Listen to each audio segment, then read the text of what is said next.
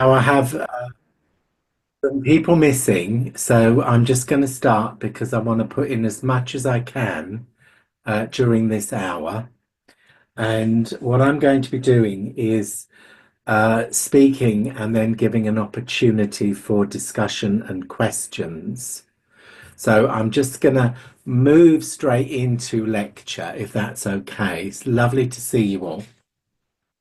And so today I have this wonderful opportunity of speaking about creating communication. And all of the aspects that I'm going to be looking at with you touch every level of development. And so I always really, when I look at the development of communication, I'm very, very strongly of the belief that you are where you are. I do not believe in these tiers of knowledge. And so it is an individual process. And so, as it is an individual process, it is continuously unfolding. And one thing about mediumistic development should always be is that we are always striving for more, that there is something within us that is seeking to learn, to embrace, and above all, to become, because the ultimate experience is becoming the experience. We know that all mediumship is an altered state of consciousness, and as it is an altered state of consciousness, it creates for us this opportunity to start to leave behind the physical world and to start to become aware of the other world, to become aware of the whispers of heaven. The core essence of your being is your connection to the power of all life. And however you perceive it to be it of the earth, the sea, the sky, and of all that it encompasses, for you cannot be where it is not. And you and I, in every cell of our being, is a part of that power. But we do not always recognize it because the physical mind constantly seeks dominance in this life and world. And when we are within the physical mind, all of those subtle realms and experiences are muted. And so, in order to start to perceive the spirit, to embrace the spirit, you have to go through a process of moving your consciousness into a higher state of awareness. The physical world is an etheric world. Everything appears to be stable, but actually everything is vibrating. And so too is the spirit world. It is a vibrational energy.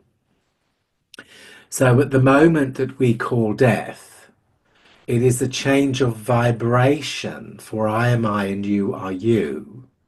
We do not become angels with wings and a harp, although that would be very nice actually, sit on a cloud for a while and play it with a nice blonde bubble wig or something. And so what we do is there is this change of vibration to a higher rate. So what happens is that when communication is created, the medium changes their etheric energy. There's a quickening almost. The way to describe it, there is a quickening, so that within the quickening, our consciousness rises through the conscious mind, through the power of the will. So you do not ask the spirit to create it, you create it, you see. Because if you wait upon the spirit world, you'll be waiting till the last trumpet. You are the vehicle of communication. The spirit world is a constant power, but lives in its own realm of light and mind that is separate from this world, you see. And as the medium, you are the mediator between heaven and earth. You have one foot in heaven and one foot in earth. So consciously, you make that connection to bring the two together. You create it, you see. And we often have what I call spontaneous experiences of the spirit. But you always have those spontaneous experiences when you're not fully focused in this world. You see, it's always in almost like that daydream state, the moment between waking and sleeping, we begin to perceive, we begin to hear etherically, and we can also begin to experience the presence of the spirit. It's because as you begin to relax towards that sleep state, you're moving from the beta, the alpha, the theta, and the deep sleep is the delta, which is of course equivalent to the deep trance state, you see. So then, therefore, everything is open and available for communication. And that's where we have something called somnambulistic clairvoyance. Doesn't that sound extraordinary? The ability to dream and foretell within the sleep state. Because many people have such dreams, you know, dreams of foretelling, dreams of prophecy, dreams of meeting our loved ones within the sleep state. And it's because it's easier. There is no limitation within it. There was a wonderful person who some of you may have heard of called Edgar Cayce, who was known as the sleeping prophet and the father of holistic medicine. And what he used to do was he would see someone, then he would lay down on a couch and then go into the sleep state. And when he woke up, he would then have the knowledge that he needed in order to either diagnose the person or a life reading and various other things. And there are names for these states of being. You have hypnagogic and hypnopompic. One is waking sleeping and the other is sleeping waking. Don't ask me which one's which, I couldn't tell you at the minute. But people, for instance, such as the inventor of the light bulb, whatever was his name, it will come to me anyway. What he used to do, Thomas Edison, what he used to do was he would lay on a bench and have two steel balls in his hands. And underneath the bench would be a great steel bowl. And when he was working upon something and he had these ideas in his head, he worked between the waking and sleeping. And so when he began to relax and he released his hands, the balls would drop and there would be this great massive clang, and he would go and he'd have the answers. Isn't that extraordinary? Thomas Edison, factual. And so this moment between waking and sleeping can lead us into knowledge of the other world, you see. Because who is to say where the true source of inspiration comes from? If you look at musicians and artists, they go into this revere where all of a sudden they begin to create. Wagner, who spoke at great length, and he was very famous for his symphony, The Ring. And he spoke in his diaries of how whenever he returned to the place of his birth, he was so infused by the magic of where he was that he was able to compose. And some of that composition, the major one, came in 5 minutes when he was there.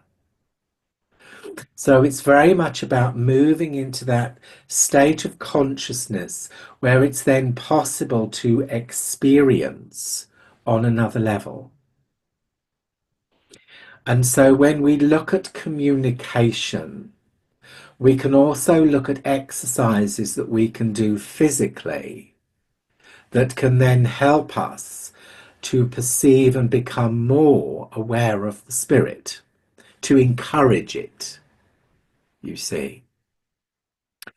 And what was always recommended within development was that you first learned how to attune to the power before you learned how to communicate. In the ancient mystery temples of Egypt, where above the portals was written, "Man, know thyself," they sat in the silence for years to commune with the quiet and to become aware of the presence of the power, to seek the knowledge that was needed. If you look, for instance, at the wise woman of the village or the oracles of old, the Parthia, Apollo's goddess, they all lived in seclusion. So they were all learning how to attune themselves to the power, to the silence, to the energy. And then they would bring the sacred utterances of the gods. The Parthia was supposed to speak with the voice of Apollo, I believe. And so it's very much about attuning yourself and becoming more aware within your sensitivity and to be observant to these wonderful changes that take place etherically within you. So the exercises that you can start to do physically is actually making yourself more aware and open and receptive to the physical world, is to actually begin to pay attention to life. How many times have we walked down a street and said, "Oh, look at that, I've never seen that before," yet you've walked by it hundreds and hundreds of times. So you learn to become the natural observer of life, of people, of time, and of places, you see. And then you're opening yourself to be familiar, you see. It becomes second nature.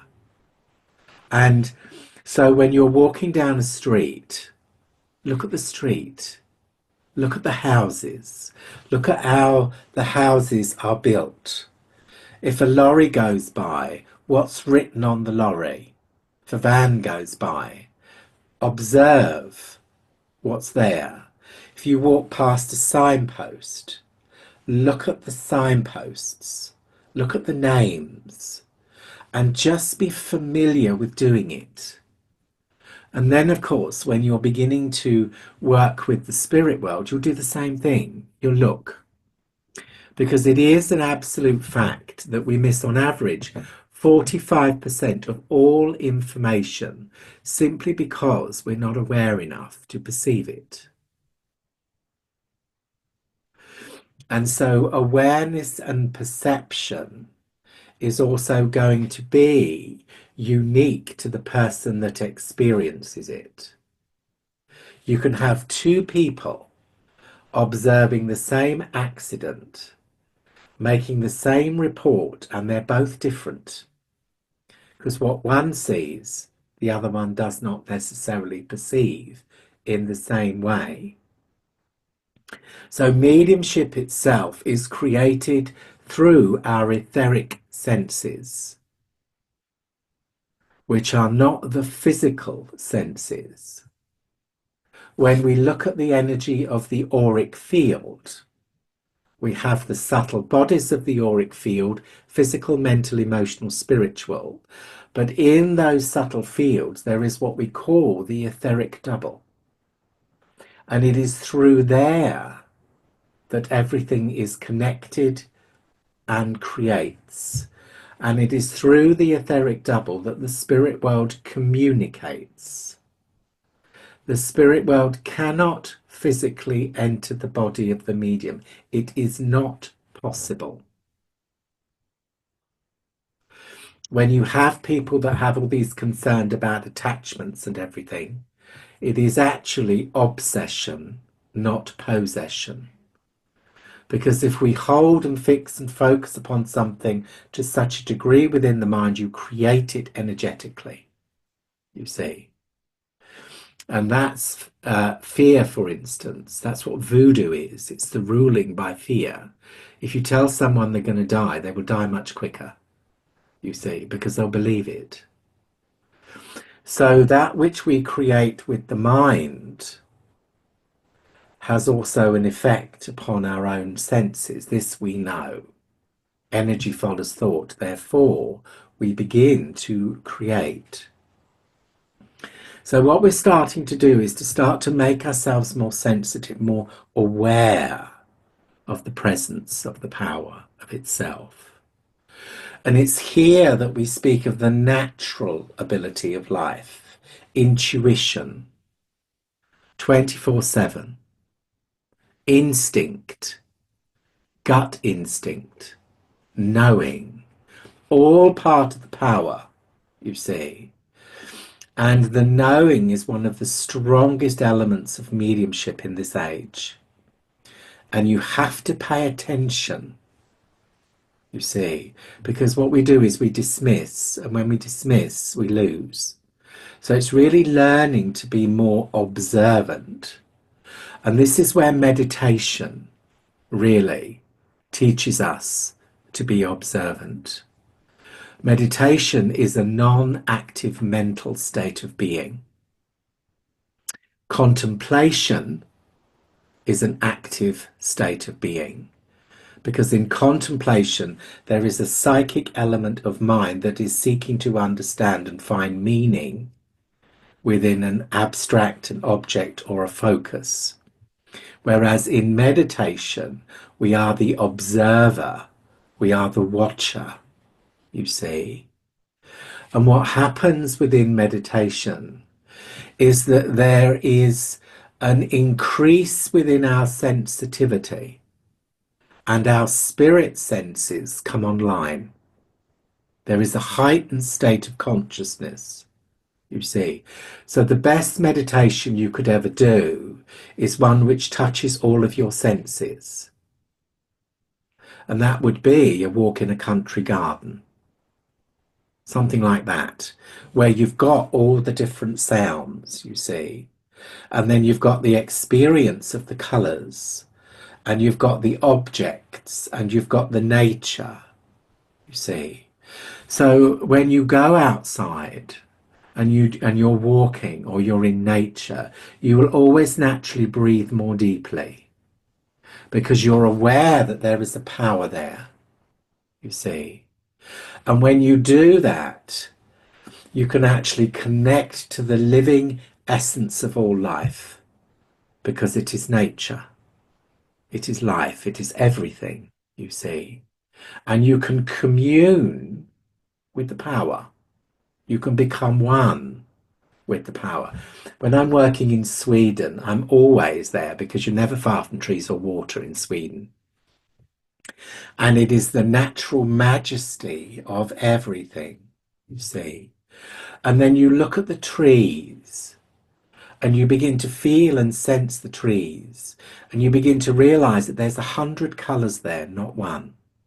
You begin to realize the design, the energy, the leaves, and it opens up your sensitivity and it starts to make you more aware, you see. And as it makes you more aware, you become more receptive. It also teaches us to hold a fixed point of concentration, which is focus. And the core element of any mediumistic act is focus, you see.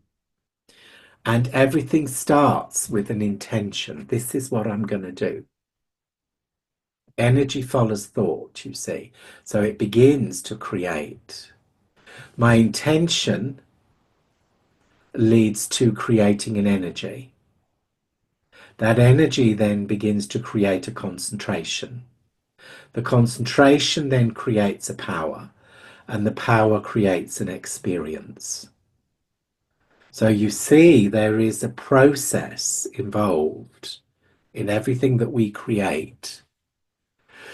And what many people do which of course creates frustration, is they expect to sit down and it's there. Well, it isn't, you see.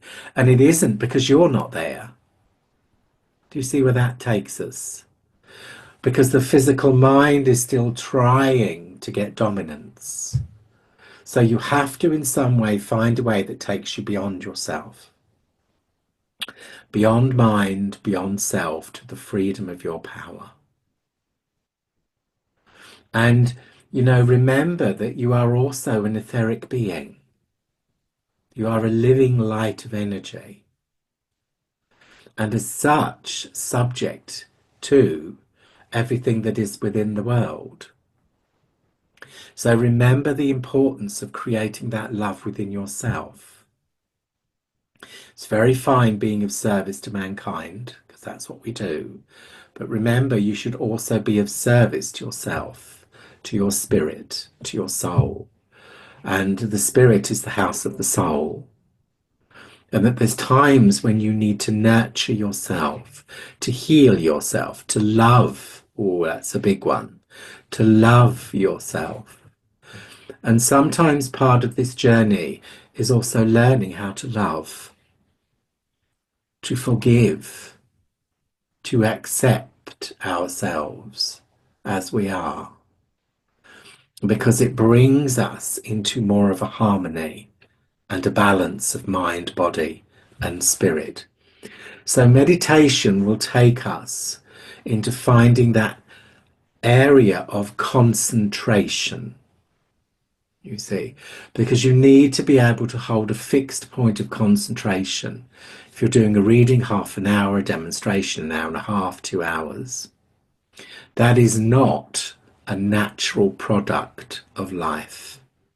12 minutes and the mind begins to wander. 20 minutes and it's gone. So you're creating something that you are sustaining. Hope that makes sense. And that's a gradual transformation. So you can't just sit down for 5 minutes and think I've got it, because it doesn't work that way. You may have an understanding of it, but you need to nurture it. You need to love it. You need to look after it. And as you look after it, what will happen is that you will change, you will grow, you will become stronger, and your focus will actually become easier, you see. And that's where the word discipline comes in. And of course, you may not like the word discipline, but if you look at it, you've got the word disciple, the seeker and the searcher of truth. So through meditation, we heighten our states of sensitivity. Through observing awareness and perception, we start to pay more attention to life. And also, perhaps here you could look at your own experiences of life and your information of life, you see, and make yourself more open and receptive. When we look at the senses of the spirit, perhaps we could look at clairvoyance. Now, those exercises of looking, seeing, and creating will actually empower clairvoyant vision, you see. You could also go into a meditative state and recreate images of your day. And then what you're doing is you're starting to create image within the mind. Harry Edwards used to call it the mirror of the mind, which reflects everything that is and rests upon a stillness like the lake. But how easy it is ruffled by our own thoughts and the energy of others. So you're creating this stillness, you see, where it's then possible to experience. And then also when you are fully within that moment, there is an integration of brain, the superconscious mind, which I'll go into a bit later. Analysis and imagination come together. and imagination becomes a tool of the power, you see. Artists make great clairvoyance because they see pictures within the mind. They create through an inner image. They see things within things, you see. So it's very much a part of making yourself more and more receptive. And then also remembering that the spirit world is the real world, as real as you and I, and that communication is created through our own wishes. It touches the heart. It is a thought process. So when I send my desire and my thoughts to the spirit, they hear you, but they cannot answer us physically because they no longer have that function. But they speak to us in memory, in experience, and in inspiration, you see, because mediumship is a soul inspiration. When you are moving into that moment of experience, it is your subconscious mind that is involved within the process. We have the conscious mind, the pre-conscious mind, the subconscious mind, which is personal subconscious and worldly subconscious. It is the home of memories and experience and emotion. And so the soul, you see, is infinitely connected to the spirit world. And the soul recognizes through its own knowledge need. And that's why often you will find when you have a mediumistic experience, it touches something you know. And as it touches something you know, it expands into the reality of information. It's not impossible to receive information that you don't know, but you have to be more in tune with the power to get it. That's the point, you see. So communication starts very much with the clairsentience. It is the feeling part of the power. And the feeling part of the power moves us into an awareness of the auric field. So your anchor in any act of communication is your divine creative power, the source of all life,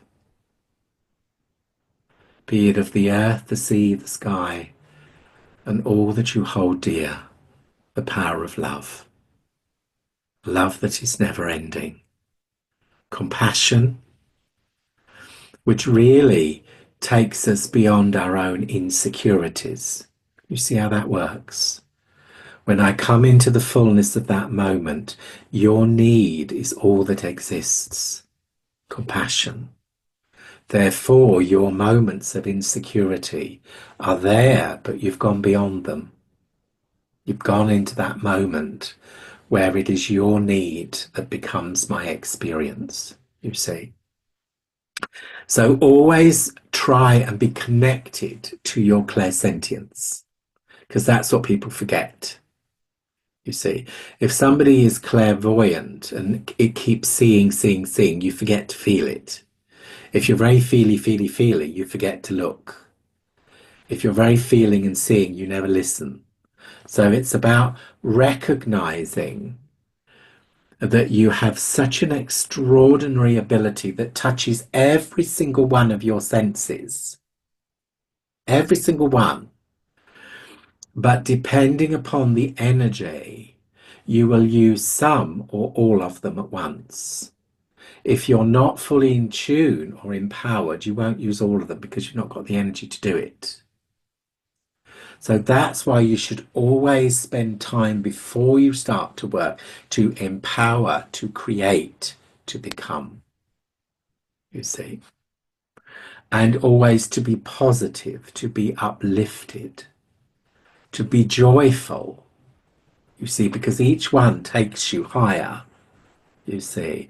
The positive power of success, you see. There is, when you remember something that brought you joy, all of a sudden you feel a lift in your energy. That's what you want. That's what you need to create, you see, when you're starting to build your power, you see. And to also look at the affirmation of I am the medium. For indeed you are. You cannot create it. It's a facet of your soul that is already there. And so the affirmation, I am, the first words ever spoken unto the universe. I am that. First there was nothing and then there was light. And through the creation of light, everything came into being. Your light is the key to everything. From the heart, there is infinite light. In Sanskrit, it's known as the castle of Brahman. Isn't that wonderful? The castle of creation, the light of creation. And of course, the son of Brahman is beloved Ganesh. And Ganesh is always about the over half full. Jai Ganesha Saranam, Saranam Ganeshaya. So it's about how you create your power, how you move and manifest individually, you see. And because we are all different, we will all use our own different techniques that resonate with us, you see. You know, it could be the golden age of disco, couldn't it, Colin, if you're listening? It could be anything. You know, you listen to something and you start to move into the rhythm that's being created. You listen to a song and you follow the sound to heaven. The Buddhists have a wonderful meditation for the children. They have the singing bowls and they ting them and they train the children to follow the sound to heaven. Isn't that wonderful? So you're learning how to commune, to become one with the power itself. So the clairsentience will take you into an awareness of the auric field. The feeling, the sensing, and the knowing is really the strongest of everything. And it is through your clairsentience that you will become aware that someone or something is there. And one of the greatest things you need to learn is how it feels to be you. To learn energetically everything about yourself and to embrace it. Physically, mentally, emotionally, and spiritually. Because then what you do is you learn to recognize changes, you see. You learn to recognize these changes. And the moment that you step into that power of experience, it is no longer about you. It is the experience. So your thoughts, your feelings become a blank canvas to paint the picture of the experience. You see. And everything that you experience is not about you, it's about the experience. And that's where people take away from their own power. They start questioning, is it me? Is it them? Is it me? Is it them? Just shut up and get on with it. Why don't you? Just forget it. Just forget it and embrace it, you see. I remember a poor darling once. She was so frustrated with herself. And I watched her for 5 minutes and thought, well, I'll leave you and just see how you go.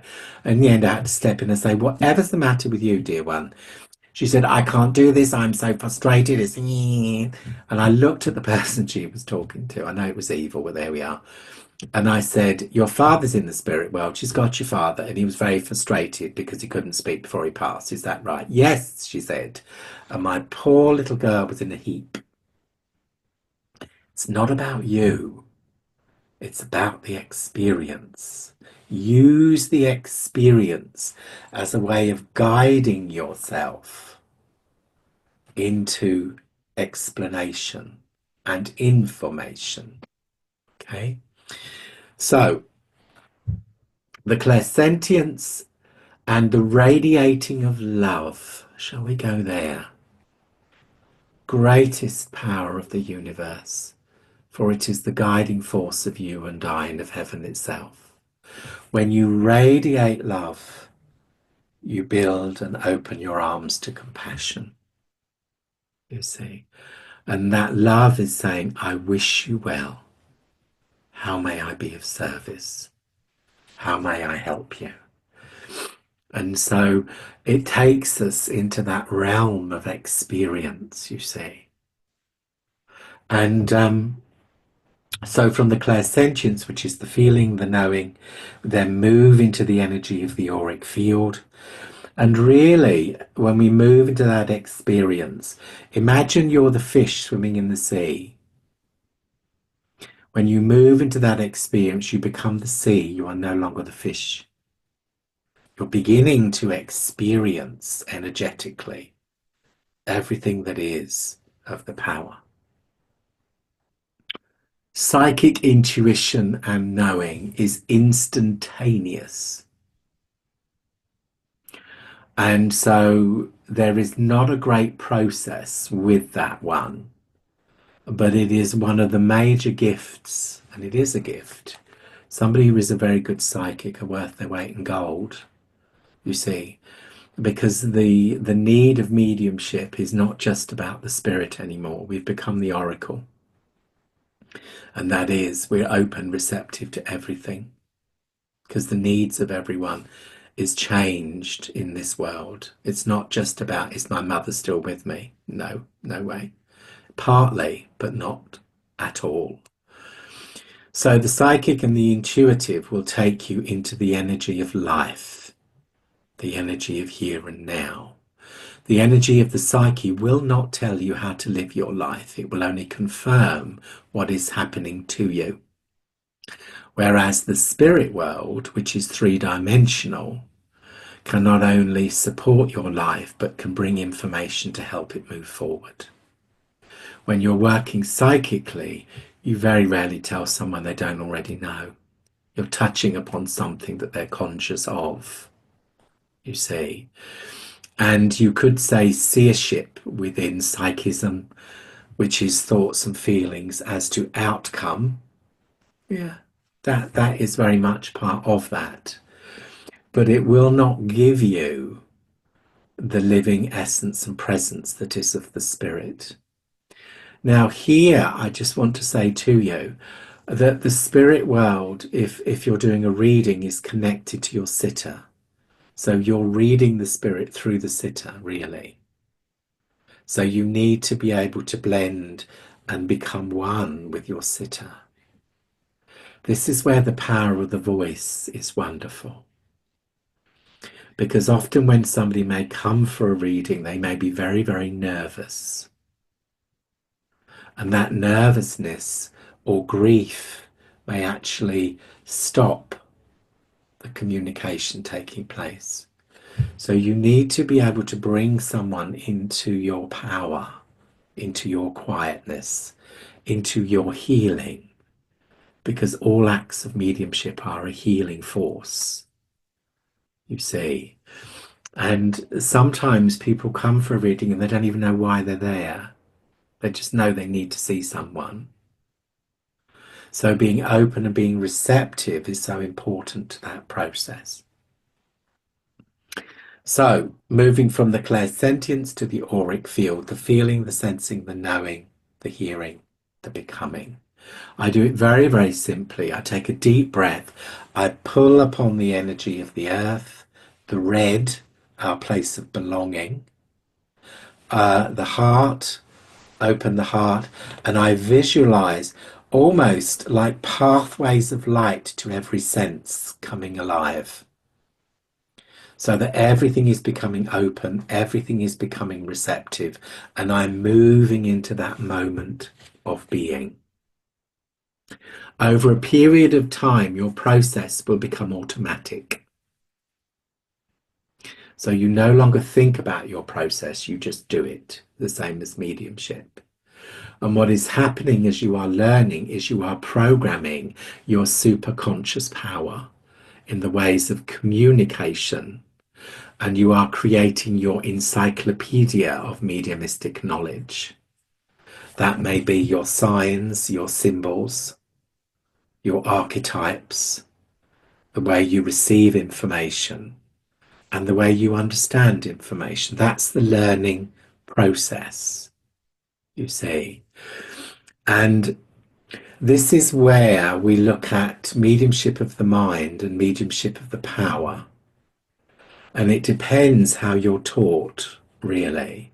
I teach mediumship of the power and not of the mind. But there are many teachers who do. Mediumship of the mind is you've got to find this, and this. You've got to see this, and this. I don't do it that way. The way I do it is I feel, I sense, I embrace, I become. How may I help you? So the guidance of the Spirit leads me, because there is a danger with the mind that I create a story I want rather than what the Spirit needs. And so everything needs to be a combination of the two, you see. And because if you use the mind to seek to find specifics of information, that information may not even be relevant. It may not be known by your sitter, and it may not be what the Spirit wanted to say. And that sometimes happens, you see, that you get so involved with, oh, and they had this many children, and this, and this, and this, and this. And the poor mother's sitting there in the Spirit saying, I just wanted to tell him I loved him. So it's also about being open and receptive to the need of the power and to let it guide you into what is needed. And the soul of the power, which is ancient in its knowledge, is the ability to know. And whenever you undertake any mediumistic experience, everything you need is already known and there within the power. When somebody comes for a reading, their thoughts and energy is already sent. Their wishes and dreams is already known.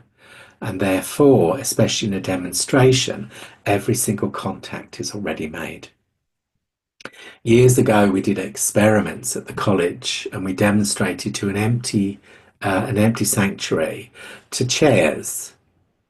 And then where every chair was demonstrated to, it was all written down, folded up, placed under the chair. And then when everybody came in to do a class and a service in the evening, those that had a piece of paper under their chair picked it up, and every single one was 100% correct.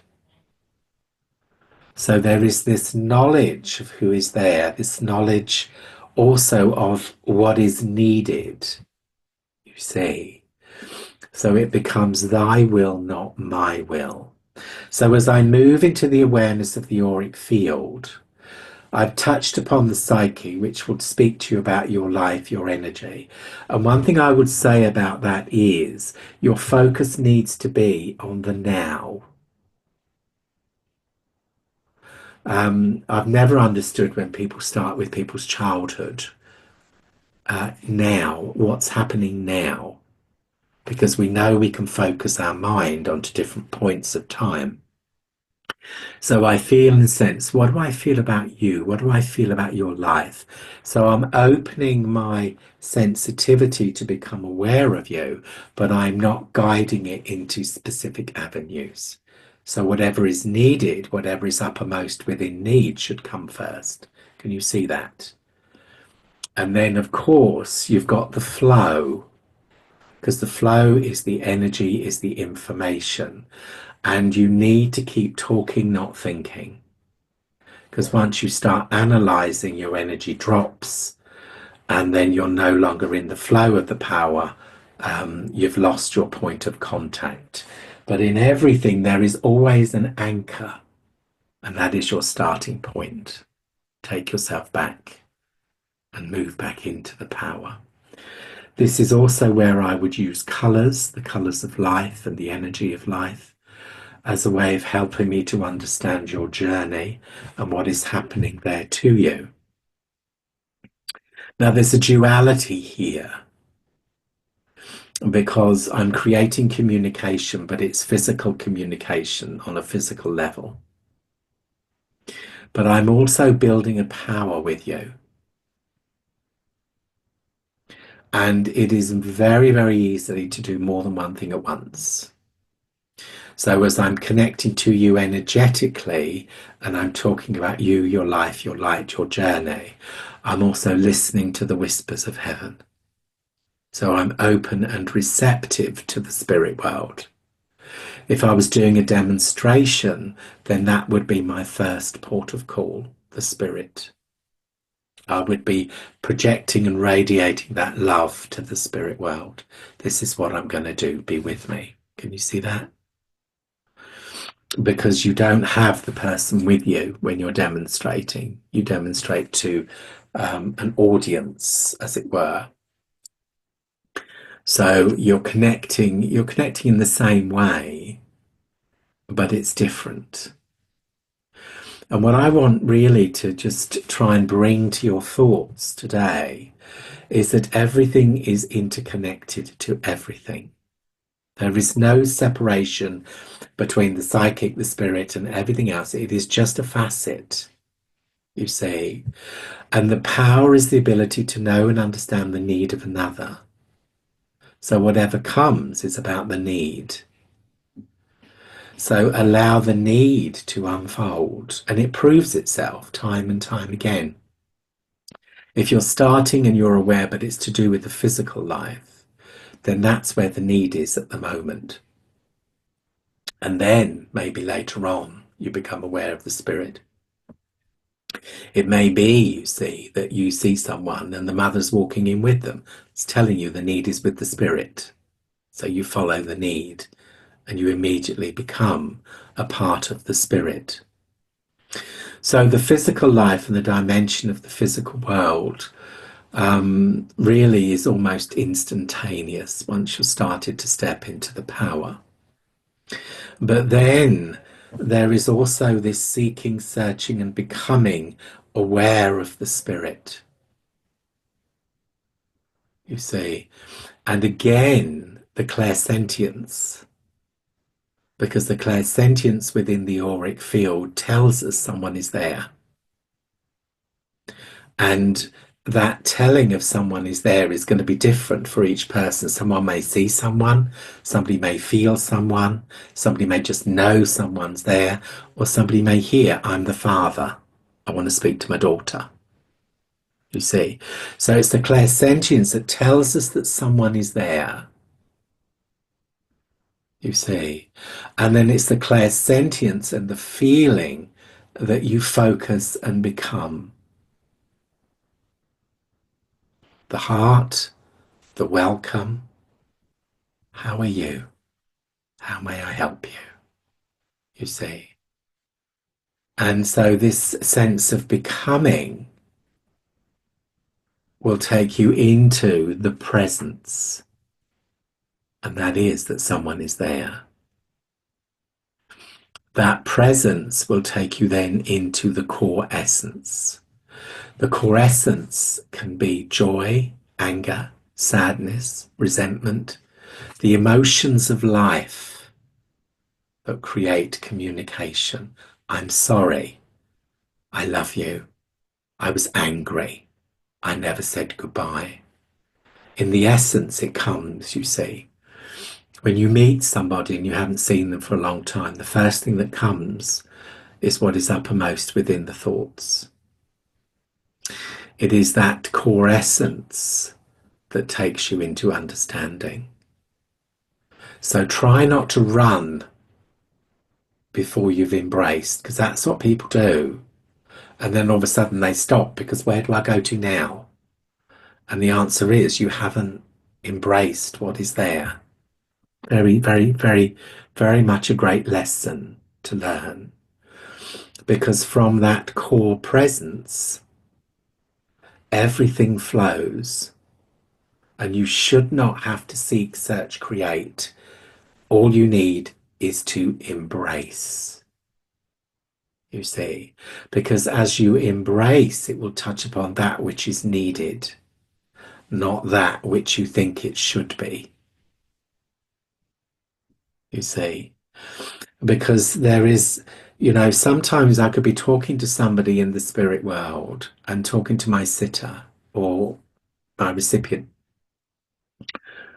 and this person only knew this person at work, didn't know nothing about their family, didn't know what they did, etc. Only was this relationship we had for these years at work.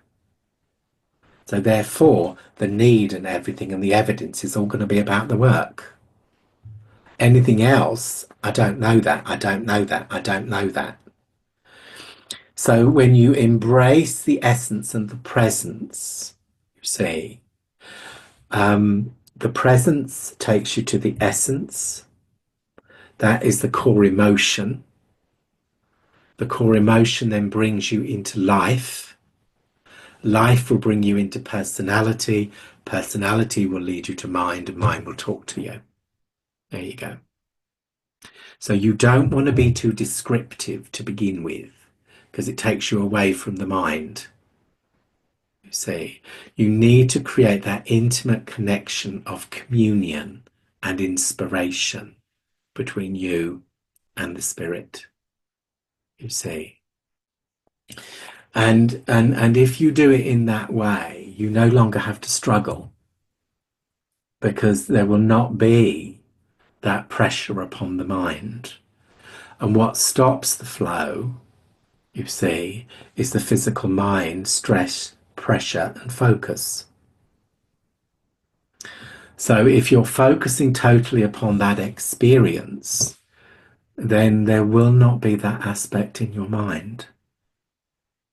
And two things will happen. One, you no longer struggle. And two, you no longer look for information, you embrace it. Do you see where that is? And then the question I would ask you would be, when you think of somebody you've known, loved, and adored, what would be their greatest evidence? What would be your greatest evidence? So if I was in another room with somebody who knew you very well, what is it that you could say to me that they would then know that it was you? Isn't it an interesting one? Because it's all subject to relationship.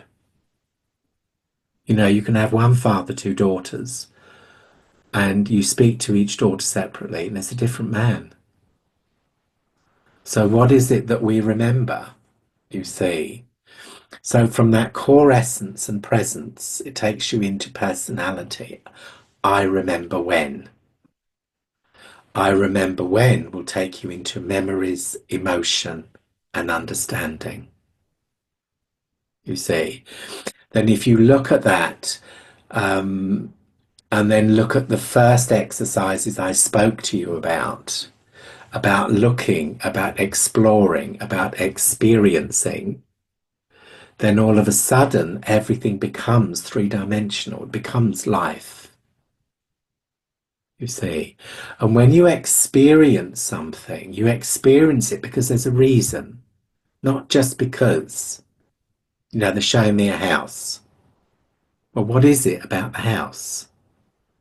You describe the house, you become the house, you know the house, you know the reason. So it's also about, as you embrace knowledge and information, becoming more and more a part of that information. And that leads you to what I call the gold dust, those pieces of information that people just go, oh my goodness, I remember when, you see. And that's rather wonderful, because that's how it's created. And of course, the core essence is the message. And usually that can come within those first seconds, And so the evidence is the message. If you come to the end of what you're doing and say, and the message is, you've missed it, pure and simple. So holding, building, creating, and becoming. And of course, within communication, there is always one major communicator. And through that one communication, everything else doth flow. And that's why it may not be who you think it should be. because it's the one who it is the one that has knowledge of your need. And if your pipes are broken, you want to speak to a plumber, you see. So I'm not saying that your mother won't be there, but it may not be your mother you need to talk to. Do you see how that works? And equally, never dismiss somebody you never knew, because they could have a real resonance with you because of your life and your journey. Admittedly, that it's going to be short lived, because usually what's known is what they looked like, where they lived, and what they did. But it could also be that there's a similarity of life that is supporting you. And then in that case, then just go on and say, well, right, I've spoken to you. Now, who else is there who they do know? And then you're honouring everything as it comes.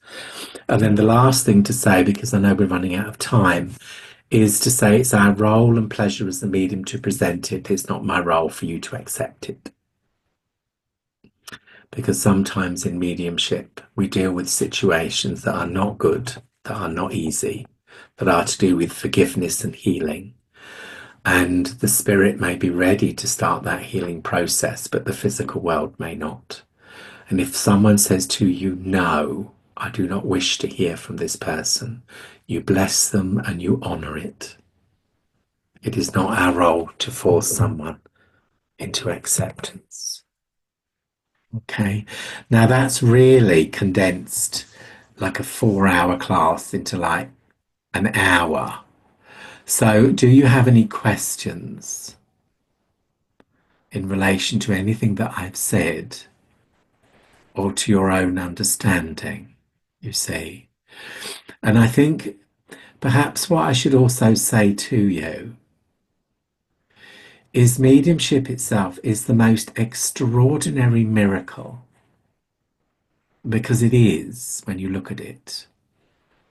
But I want you, dear ones, to always remember that you are the magic that creates the miracle. That there is something extraordinary within you that is capable of creating this wondrous moment where the spirit world can say, I love you once more. And that those of the physical world can actually say, oh, you're not lost, you're not gone, you're still with me. That is an extraordinary moment. But also, so many different facets of the power come into being with you as a medium. And it grows, you see. You have communication, you have second sight, you have seership, you have prophecy, you have all the associated wonders that come into being. And so, whatever you are doing, remember that the power resides within you. That it is not something that you are seeking to be, it is someone who you are. And that every frustration is only an answer waiting to come. And that really, when I was a child, if I can remember that far back, I used to be so frustrated with my development, and I was lucky. I mean, I had the greatest to learn from. I had studied with all of them. And I used to think, and I'd look at them standing there in all their glory, and I'd go, what aren't you telling me? As if there was something missing, like there was just this little bit that they could say and say, this is what we do, and this is how you create it. And I thought, I know what you're doing. You just don't want anybody to be as good as you. I was very young in those days. And I still feel that sometimes to a degree, that there's just something there that just would just make it all come easy and wonderful. And I don't know whether it's because by the very nature of what we do, it is select to those who are chosen unto the power. Because many are called, but only few follow it through to the blossoming. And maybe it's because of that sometimes we go through these times where we don't fully understand what we're doing, and we get frustrated with it and we think, well, it's not me, but it is you, because you cannot run nor hide. It is you, you see. And however that may be for you, you never know how close you may be to this one moment when everything comes together for you and you sing and dance in the joy of your power and your connection to life. Because come it does and come it will. It is just that moment. But I want you also just to stop and look how far you've come. Look at what has brought you to this point, you see. And you are invaluable, you see, because you are the voice of a power that is becoming lost within this world. I know it. More and more are just going to the great God of Google and pressing a bleeding button and forgetting to use their own common sense and their own sensitivity. So I cannot express to each and every one of you how dear and how precious and how beloved you are, because indeed you are, you know, and I can't really say any more other than I wish you total success in everything that you are doing. And then if you get stuck, just write to Uncle Colin and say, oh my Lord, sweet Jesus, help me. And then if I find time, I'll write to you in some way. It's very easy to find me. Thank you for coming today. And my love, my heart, my wishes, and my blessings go with you. You know, and there's a wonderful saying that they may be coming for you in the morning, so you may as well dance anyway. Just dance and enjoy life. Okay. My love and blessings be with you. Okay. Thank you for today. Bye now. Thank you so much. You're so welcome. Lovely to see you all. Bye now. Thank Bye. you.